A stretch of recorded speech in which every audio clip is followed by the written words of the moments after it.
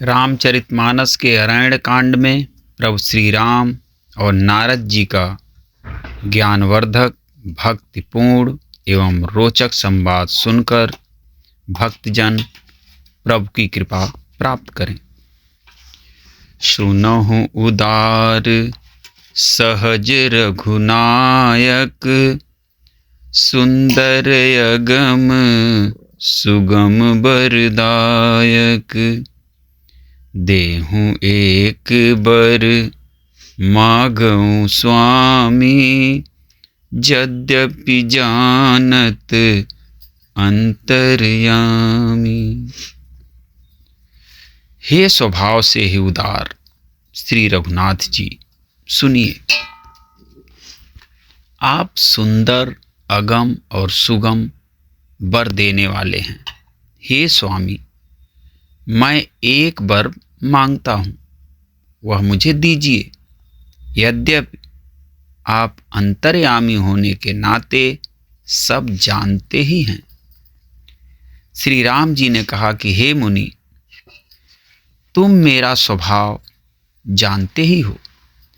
क्या मैं अपने भक्तों से कभी कुछ छिपाव करता हूँ? मुझे ऐसी कौन सी वस्तु प्रिय लगती है जिसे हे मुनिश्रेष्ठ तुम नहीं मांग सकते। मुझे भक्त के लिए कुछ भी अदेय नहीं है, ऐसा विश्वास भूल कर भी मत करना।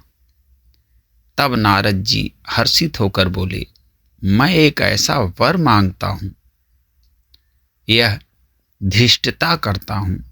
यद्यपि प्रभु के अनेकों नाम हैं और वेद कहते हैं कि वे सब एक से एक बढ़कर हैं, तो भी हे नाथ, राम नाम सब नामों से बढ़कर हो और पाप रूपी पक्षियों के समूह के लिए यह बधिक के समान हो।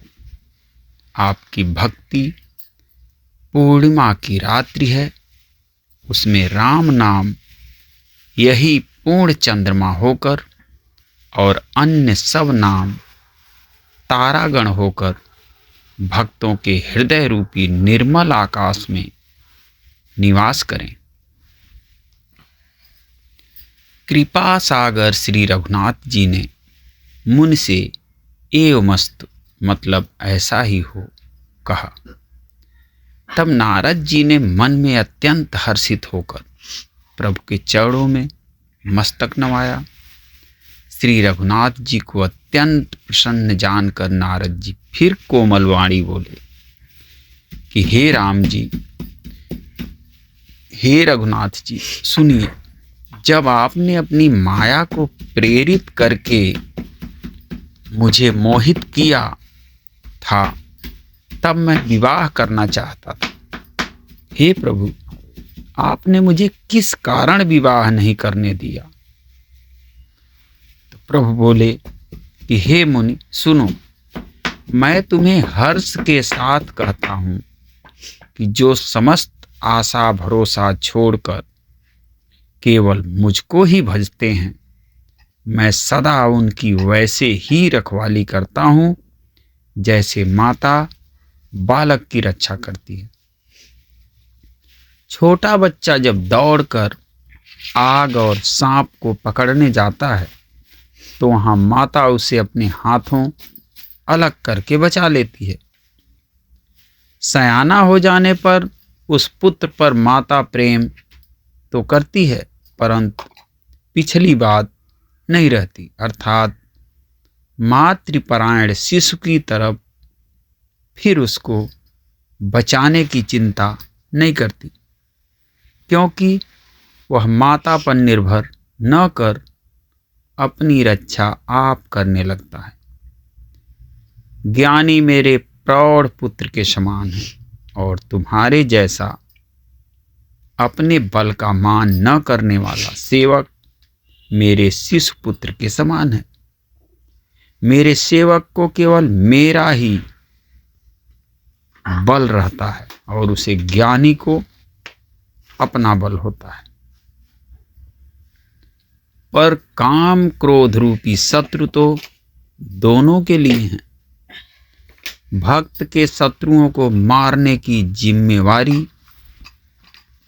मुझ पर रहती है, क्योंकि वह मेरे परायण होकर मेरा ही बल मानता है। परंतु अपने बल को मानने वाले ज्ञानी के शत्रुओं का नाश करने की जिम्मेवारी मुझ पर नहीं है। ऐसा विचार कर पंडित जन, बुद्धिमान लोग मुझको ही भजते हैं। वे ज्ञान प्राप्त होने पर भी भक्ति को नहीं छोड़ते। काम, क्रोध, लोभ और मद आदि मोह अज्ञान की प्रबल सेना है। इनमें माया रूपिणी माया की साक्षात मूर्ति स्त्री तो अत्यंत दारुण दुख देने वाली है। हे मुनि सुनो, पुराण, वेद और संत कहते हैं कि मोह रूपी वन को विकसित करने के लिए स्त्री वसंत ऋतु के समान है। जब तब नियम रूपी संपूर्ण जल के स्थानों को स्त्री ग्रीष्म रूप होकर सर्वथा सोख लेती है।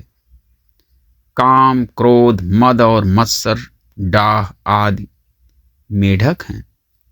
इनको वर्षा ऋतु होकर हर्ष प्रदान करने वाली एकमात्र यही स्त्री है। बुरी वासनाएं कुमुदों के समूह हैं।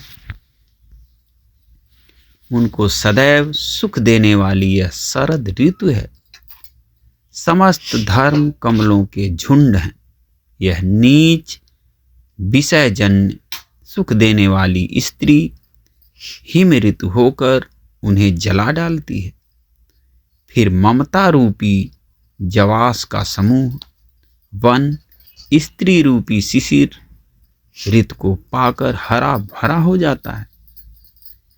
पाप रूपी उल्लुओं के समूह के लिए यह स्त्री सुख देने वाली घोर अंधकारमयी रात्रि है।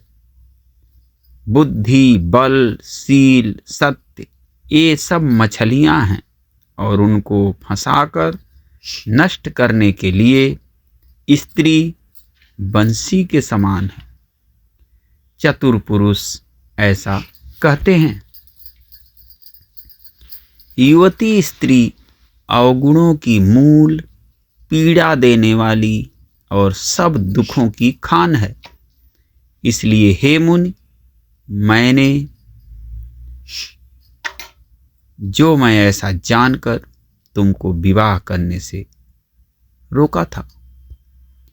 श्री रघुनाथ जी के सुंदर वचन सुनकर मुनि का शरीर पुलकित हो गया और नेत्र प्रेमाश्रुओं के जल से भर आए।